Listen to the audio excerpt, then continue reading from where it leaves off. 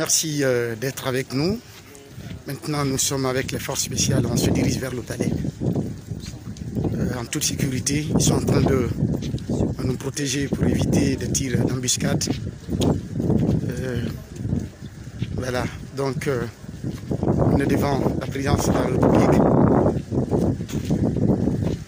Les éléments du colonel Doumbouya qui sont là déjà. Voilà, avec leur ravitaillement.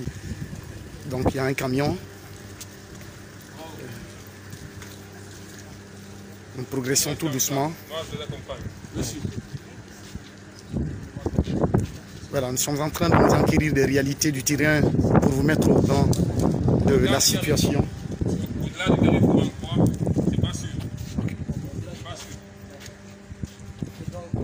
Vous entendez, c'est un élément des forces spéciales qui nous dit, au-delà du carrefour, justement, qui nous sépare du palais, ne pas prendre le risque de dépasser.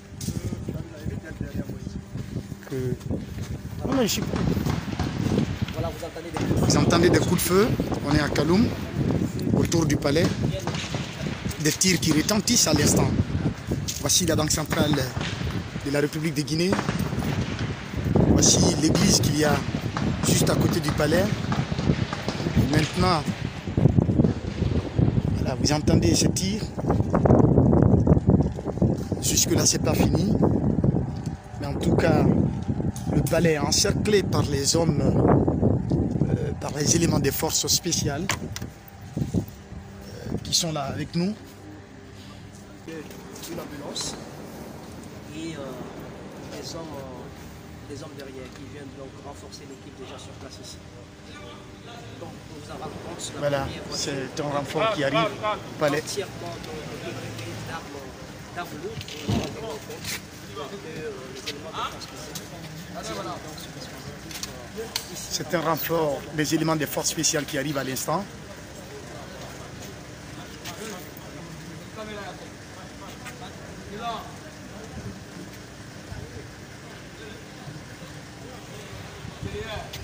Voilà. C'est un renfort. Donc ce renfort qui vient d'arriver va se diriger au niveau de l'endroit où nous avons entendu à l'instant des coups de feu, donc aux alentours du palais présidentiel. Les éléments qui viennent d'arriver vont y aller renfort à ce niveau.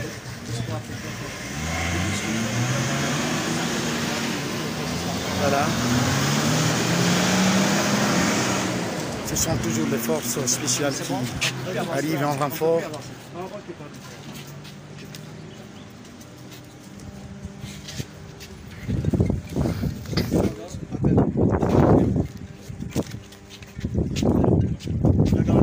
Voilà. Donc on ne peut plus avancer. Vous pouvez comprendre. Ils sont en tout cas en train de se battre, les militaires, les éléments des forces spéciales. Il y a des tirs qui continuent. Nous, on était juste à quelques 10 mètres du palais. Voilà, on va essayer de zoomer un peu pour que vous puissiez voir les grillages. Voilà, ça c'est le palais qui est là en face de vous. Juste derrière ce véhicule, le bâtiment que vous voyez derrière la forêt, c'est la présidence de la République. Merci à toutes et à tous d'avoir été des nôtres. Et la suite des événements, nous serons là pour vous tenir au courant. Que Dieu sauve notre pays, la Guinée et les Guinéens. Au revoir.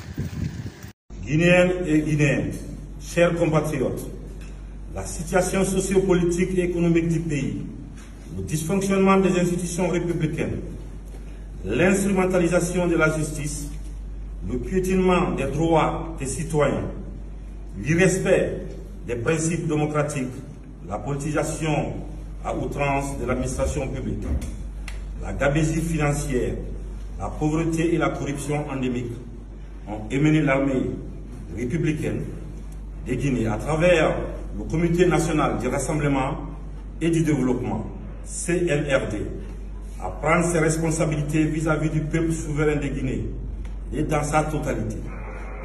Nous avons décidé ainsi, après avoir pris le président qui est actuellement avec nous, de la République, nous avons décidé de dissoudre la Constitution en vigueur, de dissoudre les institutions nous avons décidé aussi de dissoudre le gouvernement et la fermeture des frontières terrestres et aériennes. Nous appelons nos frères d'armes à l'unité afin de répondre aux aspirations légitimes du peuple de Guinée. Nous les invitons également chacun, à ce qui le concerne, de rester dans les casernes et continuer leurs activités régaliennes. On ne va pas reprendre les erreurs du passé.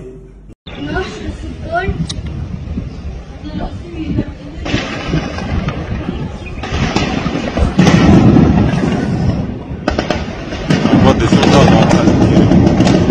Ah là, c'est clair, c'est clair.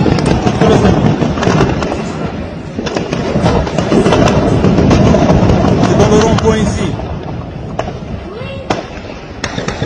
Regarde, c'est ici, là, quelque part. Regarde, tu vois dans le rond-point. Il y a du feu là-bas, regarde. Ils sont en train de tirer. Pousse-toi.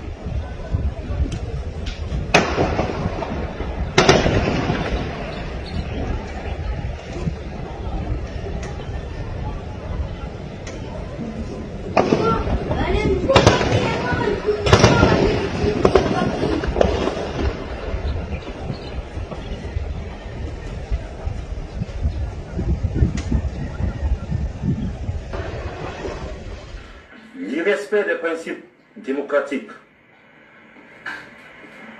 la politisation à outrance de l'administration publique, la gabegie financière, la pauvreté et la corruption endémique ont amené l'armée guinéenne, à travers le Comité national du rassemblement et du développement, à prendre ses responsabilités vis-à-vis du peuple souverain de Guinée, dans sa totalité. Nous avons décidé à partir de l'instant de dissoudre la Constitution, car nous allons réécrire une Constitution ensemble, cette fois-ci, toute la Guinée. Nous allons nous rassembler, les 4 régions, la diaspora, les Guinéens de l'étranger, tous ensemble ici, nous allons mener une concertation inclusive pour décider de l'avenir de ce pays. La personnalisation de la politique, de la vie politique est terminée. Nous n'allons plus confier la politique à un homme. Nous allons confier au peuple. Nous venons uniquement pour ça, qui est le devoir d'un soldat, de sauver le pays. La seule chose qui nous anime, c'est ça. Nous allons mettre en place un système qui n'existe pas. Et ce système, il faut qu'on le fasse tous ensemble. Il y a eu beaucoup de morts pour rien, beaucoup de blessés, beaucoup de larmes. Alors qu'on aime tous la Guinée. Donc, je pense qu'il est temps pour nous de se comprendre, de se donner la main, de s'asseoir, d'écrire une constitution qui est adaptée à nos réalités, capable de régler nos problèmes. Parce que si vous voyez l'état de nos routes, si vous voyez l'état de nos hôpitaux, vous vous rendez compte qu'après 62 ans, il est temps pour nous de se réveiller. Il faut qu'on se réveille et qu'on se donne la main et qu'on apprenne à s'aimer encore comme on avait l'habitude depuis. Donc pour ce faire, nous avons dissous la Constitution, nous allons dissoudre les institutions, le gouvernement est dissous, la fermeture des frontières terrestres pendant une semaine encore. Et nous allons voir après les frontières aériennes, comment faire. Avec tous nos camarades, nous allons trouver la solution pour sortir de cette KPJ. Donc nous appelons nos frères d'armes des unités de toute la République de se mettre du côté du peuple, cette fois-ci, pour une bonne fois, d'aider le peuple guinéen à sortir de ça, parce qu'on a besoin de sortir de cette ornière. Nous invitons également chacun en ce qui le concerne de rester dans ces casernes et continuer les activités régaliennes. C'est quoi? C'est protéger la population, nos frontières. C'est le combat qu'on doit mettre, qu'on doit continuer. Les plus d'informations seront données, mais sachez encore que nous allons engager une concertation nationale pour ouvrir une transition inclusive et apaisée. Plus personne ne doit mourir pour rien. Les Guinéens ne doivent plus mourir pour la politique, parce que nous avons mis la politique en devant et oublié aussi ce que nous sommes. Nous allons travailler ensemble avec tous nos partenaires bi- et multilatéraux. Aussi rassurer le respect des engagements vis-à-vis des organisations internationales. Le Guinéen respecte sa parole. C'est ça la dignité. L'harmonie entre le dire et le faire. Et qu'est-ce qu'il disait Jerry Rawlings? Il dit que si le peuple est écrasé par ses élites, il revient à l'armée de rendre au peuple sa liberté. Car nous venons tous du peuple de Guinée. Je vous remercie, peuple vaillant de Guinée. Je sais qu'on est capable de prendre notre destin en main. Et nos anciens qui sont morts, ils pourront être fiers de nous. J'espère que cette fois-ci, nous allons arrêter de se battre pour rien. Car la Guinée, elle est belle. Nous n'avons plus besoin de violer la Guinée. On a juste besoin de la faire l'amour. Tout simplement. Je vous remercie. C'est aucun. Mais si on décide de venir, parce qu'on sait qu'il y a des décisions, et qu'il est temps pour nous d'apporter aussi les Guinéens un coup de main pour qu'ils puissent prendre son destin en main. Quelle est la suite à donner aux événements? Ça vient, nous allons nous concerter et on va décider tous ensemble. Ça c'est clair. Que tous ensemble on puisse aller de l'avant. Et à vos collègues hommes en uniforme, quel appel avez-vous lancé devant toi? On est dans la même situation, nous avons les mêmes pays, et nous avons les mêmes réalités. Et ils sont très braves, et donc je pense qu'ils comprennent la motivation, et donc il n'y a pas de problème. L'armée c'est toujours venu. Est-ce qu'ils se sont ralliés? Oui, ça ce n'est pas un problème. C'est que l'armée vient loyaliste et républicain. Donc à un certain moment, des fois on se prend la tête, mais après on se comprend. Et puis on prend en compte l'avenir du pays. C'est le plus important. Vous êtes au courant que le ministère de la Défense a sorti un communiqué annonçant que les assaillants ont été neutralisés et que la situation est sous contrôle. Quelle réaction avez-vous à donner à ce communiqué du gouvernement? En un mot, parce que ça vient du ministère de la Défense. Vu que les institutions ont été dissoutes, je pense qu'on aura le ministère de la Défense qu'on va mettre en place correctement. Et je pense que ce qui est à voir maintenant, ce qui est passé est passé. Voyons devant, tous ensemble. On n'a pas d'adversaire, on n'a que les frères. Tous les Guinéens, on se donne la main. Les anciens surtout, on a besoin d'eux. La route, c'est-à-dire là où ils ont échoué, ce qui n'a pas marché, pour nous permettre tous de gagner. Parce que c'est la Guinée qui gagne. Les forces vives qui vous suivent en ce moment, les politiques, les syndicats et autres, est-ce qu'il y a un appel particulier à leur endroit? Tout le monde. Ils sont tous des Guinéens. Et on n'exclut personne. Ça c'est clair et net. Mais on va organiser, on va faire du sérieux. On ne va plus se crier dessus. C'est important. Se comprendre intelligemment. Et je pense qu'on est capable. Parce que le peuple de Guinée est assez mieux pour comprendre les défis qui nous entourent. Nous avons beaucoup de défis de sécurité autour de nous. Et je pense qu'il est temps qu'on se comprenne, qu'on se donne la main et qu'on s'aime encore plus que ça.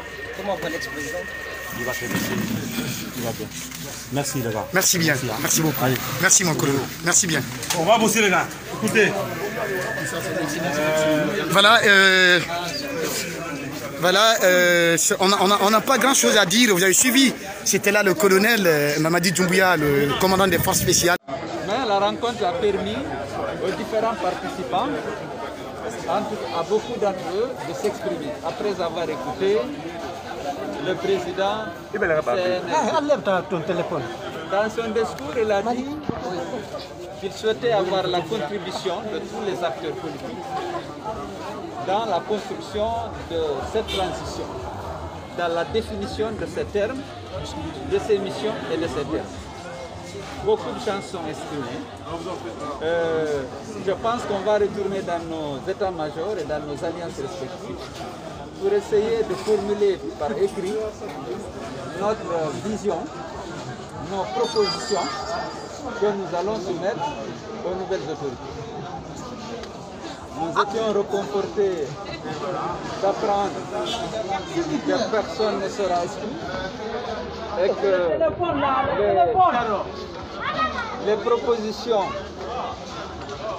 qui seront faites dans la mesure où restent cohérentes avec les intérêts supérieurs de la nation seront prises en compte. Donc nous allons au niveau de la NAP, dont je suis le président, nous retrouver avec d'autres coalitions qui le souhaitent pour essayer de voir si on peut harmoniser nos positions par rapport justement à ces propositions que les partis politiques devraient faire à l'attention. Ce qui s'est passé, c'est que le colonel s'est adressé à nous brièvement pour rappeler l'esprit qui les a conduits à prendre le pouvoir pour rectifier ce qui devenait nécessaire à être rectifié. Et après, les leaders politiques, en tout cas certains, ont profité pour prendre la parole pour dire quelques mots d'encouragement à l'égard de la junte. Mais ce qu'on peut retenir, c'est que l'opportunité est là. Tous les Guinéens que nous sommes, saisissons-la. Ces genres d'opportunités se sont présentées par le passé. Elles nous sont glissées sous les mains. Cette fois peut être la bonne si chacun travaille à faire de cette période transitoire une réussite. Pas pour soi, mais pour la Guinée. En 2006, en 2010, les uns ont voulu que la période transitoire soit une réussite pour eux. On est allé dans la précipitation. Beaucoup de nos compatriotes ne sont pas parmi nous aujourd'hui à cause de cela. Pour une fois, faisons un changement dans l'intérêt du peuple de Guinée. C'est ce que le BL et la coalition politique pour la rupture sont en train de faire. Le système qui nous a donné ce passif de 63 ans doit être abattu. Mais pour qu'il le soit, nous devons nous donner du temps, et suffisamment du temps. Pour sa première sortie à l'intérieur du pays, le colonel a choisi Bouramaya, dans Djubrika, où est inhumé le deuxième président guinéen. Le long de la route, Doumbouya et ses hommes sont accueillis en héros. Ici, nous sommes à Tanene. La population nous attend. Le Kontigi aussi. Le peuple est libre. Il le fait savoir. Les klaxons de moto, les véhicules qui ronronnent, les premiers jours de la junte sont festifs. Nous partons ensemble avec le Kontigi. Jadis, blâmé, parfois insulté et même gazé par le régime Condé. Il est content du nouveau président. Nous arrivons à Bouramaya, à côté du lac. C'est ici que repose le général Lansana Conté, décédé en décembre 2008. El Hadj Sekouna ne cache pas sa joie. Toi et moi, on est ensemble. Je te confie la Basse-Guinée, Moyenne, Haute et Guinée forestière. Je te confie aussi tous les cadres du pays et respecte surtout les sages et chefs religieux. Et méfie-toi des cadres démagogues.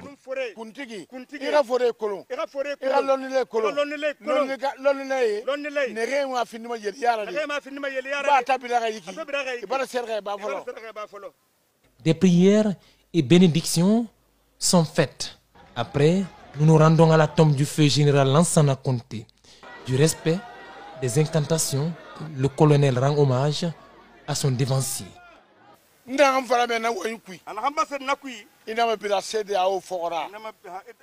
Ce que je vais te dire également ne suit pas la CEDEAO. Les membres de la CEDEAO sont des syndicats. Ne les écoute pas. L'erreur d'un Guinéen sera corrigée par des Guinéens.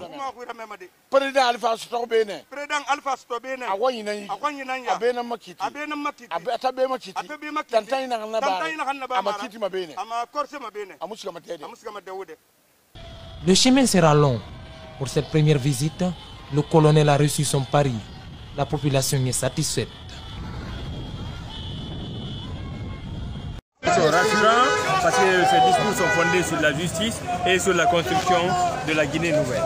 Alors, dites-nous, camarades, vu que le mouvement syndical est divisé aujourd'hui, vous partez en rang dispersé, est-ce qu'avec ce discours qui appelle à l'union, qui appelle à l'unification des forces, est-ce qu'il faut oser croire vraiment que le mouvement syndical fera autant pour vraiment reconsidérer leur position afin de se mettre ensemble au service des travailleurs? Aujourd'hui, le mouvement syndical n'est pas divisé. Je vous dis pourquoi. Il y a des centrales syndicales, des soi-disant centrales syndicales qui servaient l'ancien gouvernement. Et nous voulons rompre avec le passé, pas de recyclage, donc on doit nous débarrasser de ces gens-là pour construire, comme l'avait dit l'autre, reconstruire le mouvement syndical. Il faut refonder le mouvement syndical guinéen, c'est extrêmement important. Et pour ce faire, qu'est-ce qu'il y a lieu de faire? Aujourd'hui, vous devez savoir que la CNTG qui s'est appropriée illégalement de la bourse du travail est disqualifiée parce que c'était le syndicat du gouvernement du professeur Alpha Condé.